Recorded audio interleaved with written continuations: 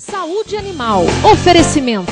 Hospital Veterinário da Unimar. Apoio. Conselho Regional de Medicina Veterinária do Estado de São Paulo.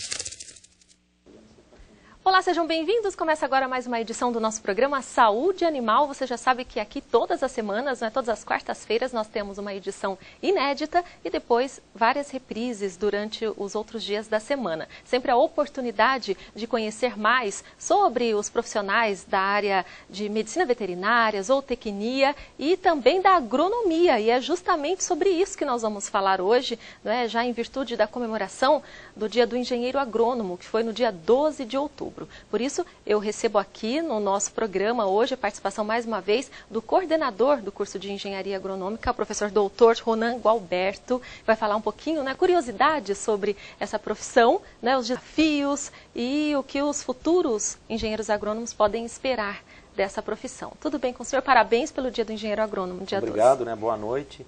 Mais uma vez, satisfação estar no seu programa. E vamos falar um pouquinho sobre essa bela profissão que é a agronomia, também chamada de engenharia agronômica. Sim. E até eu começo falando, explicar o porquê da engenharia agronômica. Isso tudo começou no governo do Getúlio Vargas, que em 1933 o filho dele fazia engenharia agronômica, fazia agronomia. Na Exalc. Em pedido dele, aí passou a ser chamado de engenharia agronômica. Em 1933. Olha só. E tanto que foi a primeira profissão das engenharias a ser reconhecida pelo Conselho, depois dela, isso foi em 12 de 10 de 1933. E 2 meses após, 11 de 12 de 1933, aí foi reconhecida as demais engenharias. Mas tudo começou graças ao filho dele que fazia agronomia. Olha só, aí deu esse respaldo, e claro que valorizando ainda então, mais a profissão. O dia 12 se comemora o dia do agrônomo, ou engenheiro agrônomo, em função do reconhecimento do curso ter sido nessa data, Então, também é uma profissão já que tem mais de 100 anos. Sim. O primeiro curso de engenharia agronômica foi no final do século XIX, Então, começou em Cruz das Almas, depois teve em Viçosa, uma escola no Rio de Janeiro, uma de Minas, aí depois foi criando-se novas escolas e hoje nós temos mais de 200 espalhadas pelo Brasil. E é um curso muito tradicional, que tem muita importância no país, voltado principalmente para agronomia, É uma profissão que a gente fala assim, nunca teve muitos altos e muito menos baixos, porque ela é uma constante, ela é estável e ultimamente ela está tendo uma crescente. Exato. Porque em função do agronegócio está indo muito bem, A gente pode observar os preços das commodities internacionalmente que estão altas, à exceção de um ou outro produto que às vezes a oferta a nível mundial é alta, mas de uma forma geral as commodities estão altas e para o Brasil isso é muito benéfico. E o quanto representa para a produção, então, o PIB do país. Hoje o Brasil é o principal produtor, exportador de soja. Soja em segundo lugar produtor, mas é o maior exportador.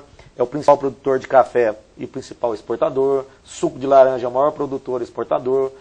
Frango, carne de frango é o maior exportador e produtor. Carne bovina é o segundo maior produtor e maior exportador. Então, na maioria das grandes, os grandes produtos, aí seja de origem vegetal ou animal, o Brasil domina. E hoje existe um apelo para que o Brasil aumente a produção. Exato. Com qualidade, Com qualidade. E aí que entra o profissional com boa formação. Isso aí, eu tocar nesse assunto depois. Mas é só para a gente esclarecer um pouco mais, para se ter uma ideia, a demanda por alimento ela é cada vez crescente no mundo. E o mundo, assim, praticamente em termos de áreas, os países principalmente desenvolvidos, não tem mais onde expandir.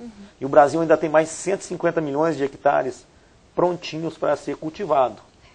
Só que aí existe uma série de problemas para não se entrar com toda a área, Mas num futuro, provavelmente, com certeza, por isso que os países desenvolvidos olham o Brasil de forma diferenciada, porque sabem que vão precisar da produção brasileira. Que o Brasil vai contribuir muito para a alimentação do mundo inteiro. E com relação à tecnologia, hoje, em função dos engenheiros agrônomos, e também o zootecnista e o médico veterinário, na área de produção de alimentos, nós estamos muito bem, não temos nada a desejar em outros países desenvolvidos, em termos de tecnologia. Tanto que a gente somos os maiores produtores e exportadores de diversos produtos, como eu comentei. Exatamente. O problema é que hoje os entraves ainda é político e governamental. Nós precisamos resolver esses problemas, porque em forma de tecnologia nós temos excelentes universidades, excelentes profissionais espalhados para o país inteiro, mas a demanda continua crescente. Por quê? Nós precisamos cada vez mais produzir alimentos, só que hoje nós temos que produzir um alimento em quantidade e qualidade. E hoje sempre falando em sustentabilidade, né? Então é isso que eu ia dizer, né? Porque o avanço dessa produção coloca em risco, né, a questão da ecologia, do meio ambiente. Com certeza. E aí que entra o equilíbrio, né? Eu acho que o principal desafio, né, para os profissionais dessa área é encontrar o equilíbrio. É verdade. Então hoje, por exemplo, falar o que é produzir com sustentabilidade. Então o produtor ele precisa ter lucro, né? É lógico.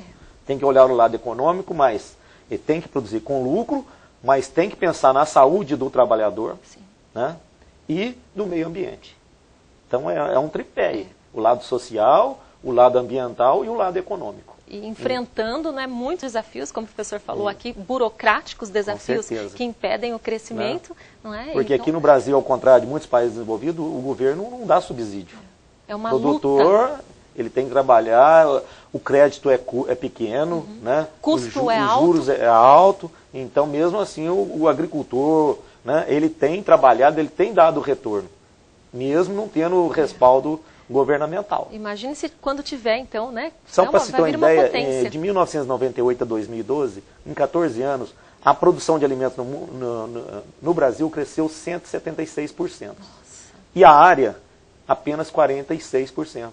Ou seja, isso foi em função da tecnologia, produtividade, o aumento da produtividade. Não em novas áreas. É porque muita pesquisa, né, professora? Muita aí entra pesquisa, uma área importante, né? Então aí entra mais uma vez, o agrônomo ele é fundamental nesse processo. Né? Não só na parte de instruir, ou passar técnicas ao agricultor, mas na área de pesquisa.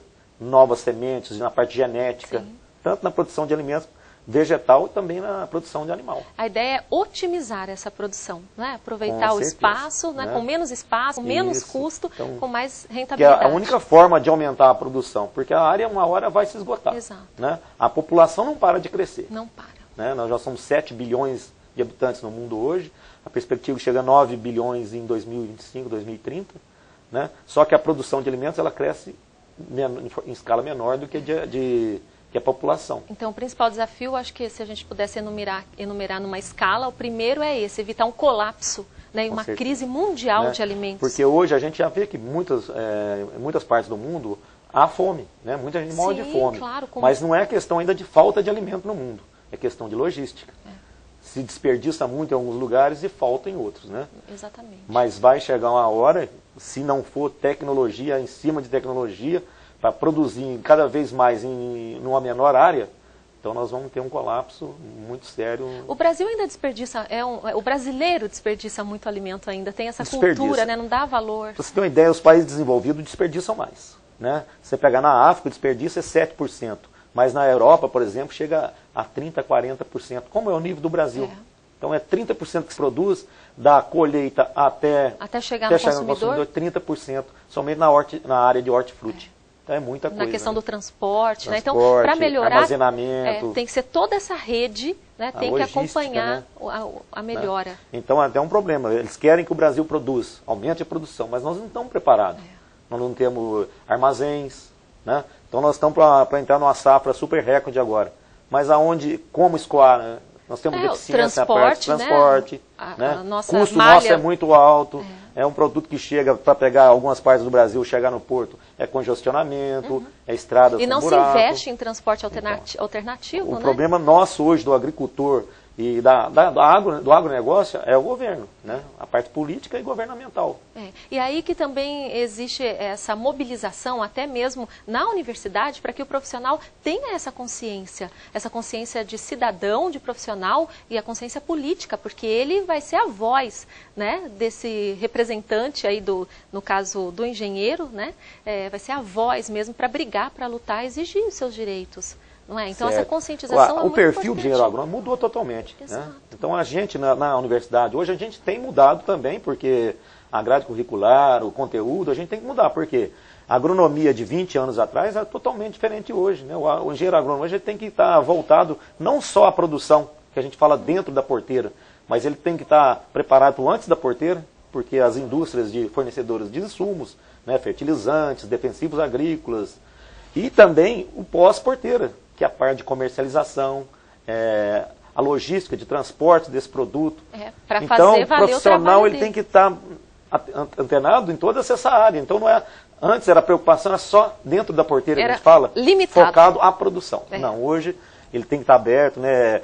E ele hoje ele tem trabalhar na área de, como fala, supervisão, sim, planejamento. Então não é só produzir. Ele tem que ter esse perfil, um espírito de empreendedorismo e também de liderança. Liderança. Né? Então, o mercado pede esse profissional. Estar atento à economia, principalmente. Certeza. Então, uma série de fatores aí, um profissional cada vez mais atualizado e completo. Produzir hoje não basta, né? Produzir até que não é difícil, mas você tem que produzir a custo baixo. Isso. Porque você tem que ter produtividade e custo baixo. Por quê? Os preços não é o produtor que define, é o mercado. É o mercado. Questão de oferta, né? E procura. E procura. Sim. Então, o produtor ele tem que fazer o quê? Ele tem que ter tecnologia. Produzir muito a um custo mais baixo possível. E isso, o agrônomo ele é fundamental para passar essas informações para o agricultor. Bom, então aqui, olha, né, por meio dessas explicações, mesmo rápidas no nosso programa, para quem ainda tem alguma dúvida, tá aí às vésperas do vestibular da Universidade de Marília, né, vai prestar engenharia agronômica, pode entrar sabendo que esses são os desafios e se você se encaixa nesse perfil, né, tem que abraçar mesmo a profissão, porque certamente o sucesso virá. Porque existe espaço, e muito ainda. A gente fala assim, mas o mercado, como é que o mercado trabalha? Muitas vezes, assim, eu vejo, por exemplo, os nossos egressos. Praticamente 90% estão no mercado de trabalho. O que às vezes tem alguns que têm mais dificuldade é porque, por exemplo, forma aqui em Marília, quer ficar por aqui. Tem que o mercado de trabalho é enorme para o agrônomo, mas ele tem que sair. Aonde que é a maior produção de grãos hoje? É Mato Grosso, é Goiás, é Piauí, né? Consegue emprego? Consegue, mas a dificuldade é maior. Sim. Mas você saiu para essas grandes áreas, que é Mato Grosso, Goiás, Maranhão, Piauí, o mercado está altamente aquecido. E é lá, né, que as coisas acontecem. Eu tenho egressos que infelizmente não vai dar para vir na SECAM agora, mas ele quer vir dar só uma palestra sobre o mercado de trabalho para o engenheiro agrônomo no Mato Grosso. Olha só. Tem um que é diretor técnico da FAMAT, que é a Federação Mato Grossense de Agricultura e Pecuária do Mato Grosso, que é fortíssima. E o outro hoje é superintendente do Senar Mato Grosso. Então, eles são formados aqui, né? Já tem outros ex-alunos que estão trabalhando lá também, então eles têm essa necessidade e querem vir dar uma palestra. Porque eles têm a vivência, né? Tem né? Os números, os dados para informar. Isso, eles sabem o quanto precisa. Muito então, bem. O mercado é amplamente aquecido, mas principalmente nessas regiões. Sim. Né? Professor, nós vamos fazer aqui uma parada rápida, né, para ouvirmos a palavra do aluno e a palavra do presidente do conselho e na sequência voltaremos para falar sobre a SECAM, né, que tem uma programação muito ampla e muito rica de temas, né, fundamentais de atualização para os profissionais da área. Então vamos rapidamente para a palavra do aluno e a palavra do presidente do Conselho Regional de Medicina Veterinária do Estado de São Paulo. Vamos lá.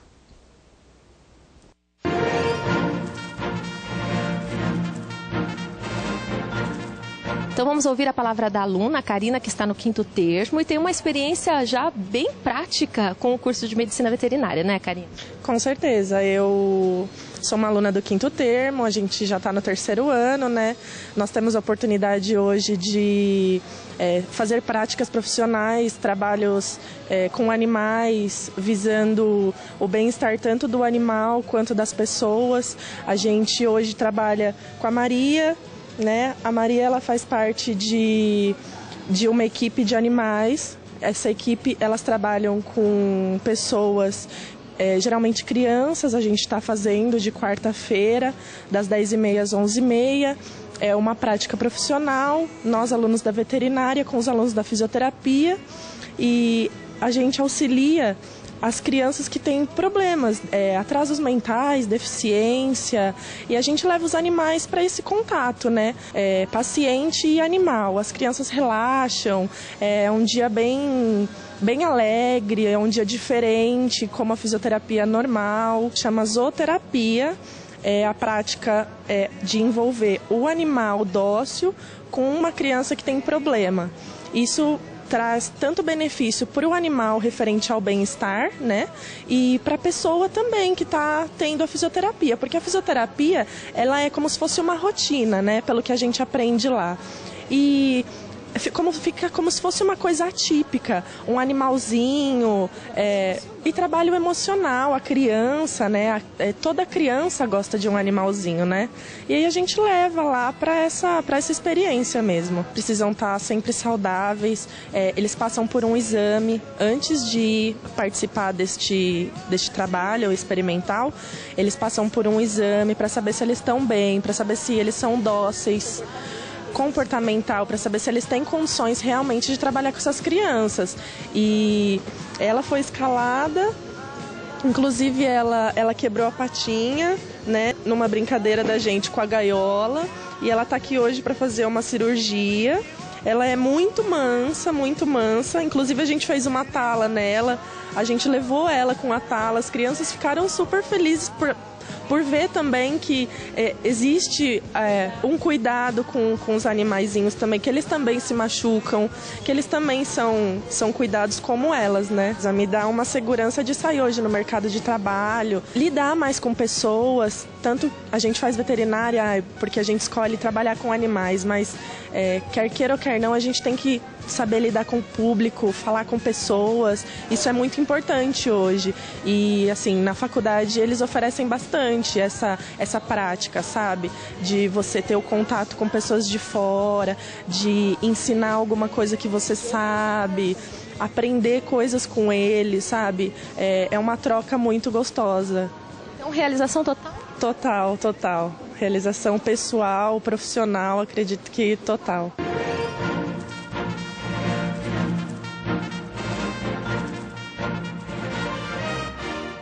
Outra vitória que o Brasil conseguiu foi o reconhecimento do governo americano na importação de carne de suíno. Não quer dizer que nós vamos ganhar um mercado de exportação para os Estados Unidos, mas é um aval que o governo americano deu ao trabalho do médico veterinário e do zootecnista no Brasil, a possibilidade de se exportar para aquele país carne suína. Isso é uma chancela do trabalho que a equipe veterinária do Ministério da Agricultura e todo o conjunto dos colegas que trabalham nesse segmento mereceu respeito em razão do trabalho que se faz em saúde pública veterinária. Foi uma vitória nossa, porque com isso nós vamos ganhar mercado.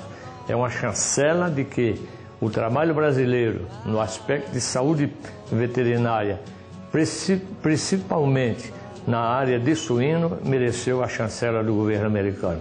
Muito obrigado, porque eu parabenizo você, colega, que trabalha nessas áreas de saúde veterinária, saúde animal, dando os parabéns e recomendando que continue nessa firmeza, fazendo com que a cada dia possamos ganhar mercado nas exportações brasileiras, não só de suíno, bovino e aves, como de outras espécies.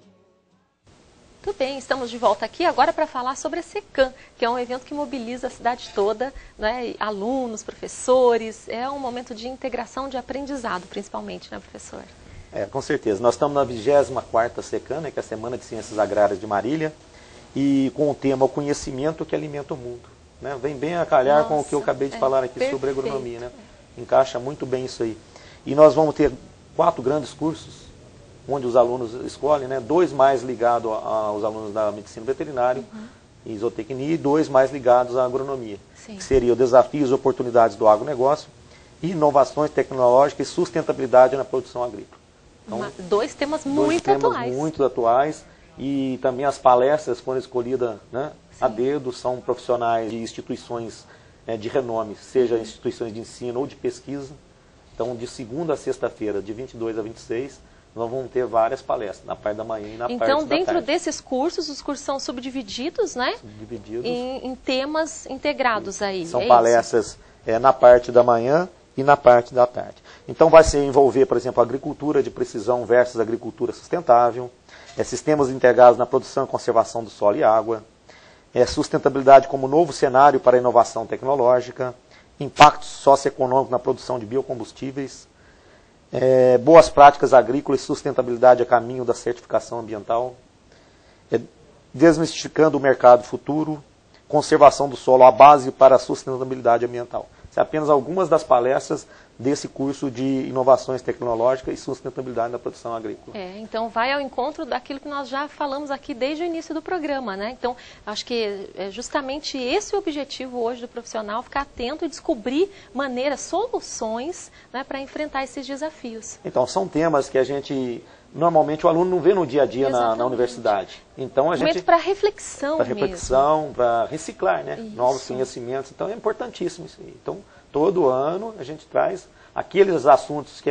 que é menos discutido em sala de aula. Sim. Então são coisas mais atuais e com palestrantes que estão por dentro daquele assunto. São, né, especialistas na área. Porque trazem, né, uma nova visão, uma nova perspectiva e a sua experiência, que eu acho que isso conta muito. Com certeza. Então, concomitantemente, só abrindo espaço, né, durante esses cursos, né, vamos ter 3 leilões. No dia 23, na terça-feira, vai ter um leilão de gado elite. Sim. Que é o segundo. Na quarta-feira vai ter o 5º leilão de ovinos. E na quinta-feira o 4º leilão de gado comercial. Né? Isso é uma programação... Então os produtores, aí, os pecuaristas, né, ficam atentos porque vai ser muito bom. Muitos animais vão estar expostos nesse leilão. E também, né, eu acho que o Marcílio já até comentou aqui, mas no sábado, já começa no sábado, dia 20, com o Secão. Secão, né, que vai atrair... Que vai ter lá desfile de diferentes raças, né? Muitas raças de animais. Isso que é interessante, que a Secam vai atraindo um público muito diverso, né? Não só profissionais das áreas específicas, mas população de um modo geral, uma festa para Marília. A população. E também, antes que eu me esqueça, de falar também, durante a semana, de segunda a sexta-feira, nós vamos ter a feira de profissões. Ah, exatamente. Então nós vamos estar com os estandes de todos os cursos. E depois dos alunos do ensino médio, cursinho, passarem por esses estandes, eles vão conhecer a universidade. Então nós vamos fazer a universidade aberta. Né? Fazer então, um nós vamos passar um tour rapidamente, porque senão não dá tempo. Não dá, que é muito Então grande. eles vão terminar justamente na Secam.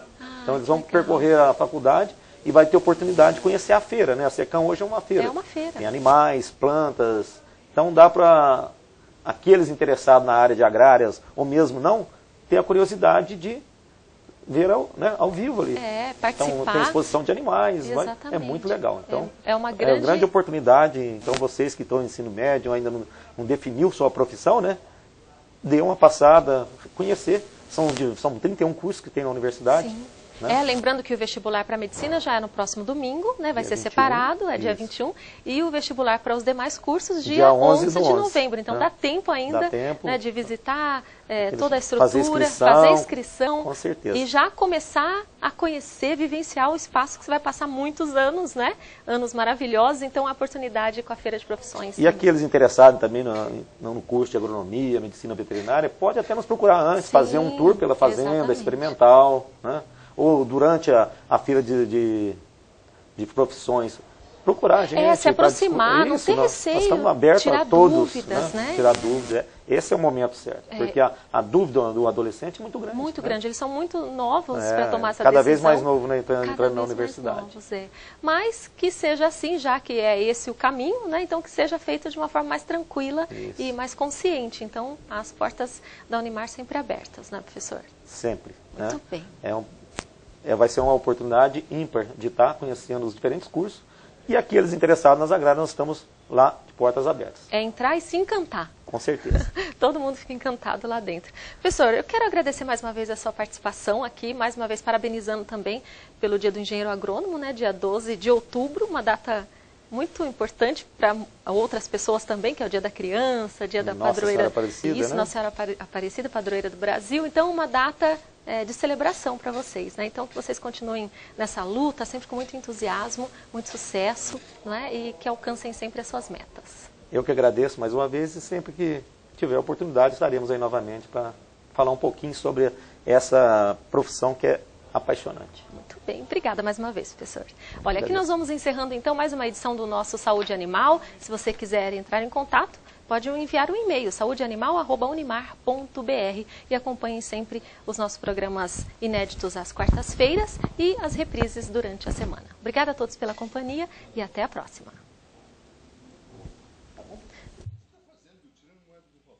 Saúde Animal. Oferecimento. Hospital Veterinário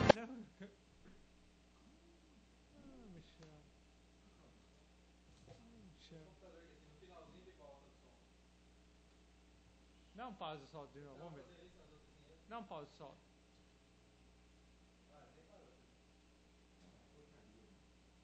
O cara deletou tudo o áudio.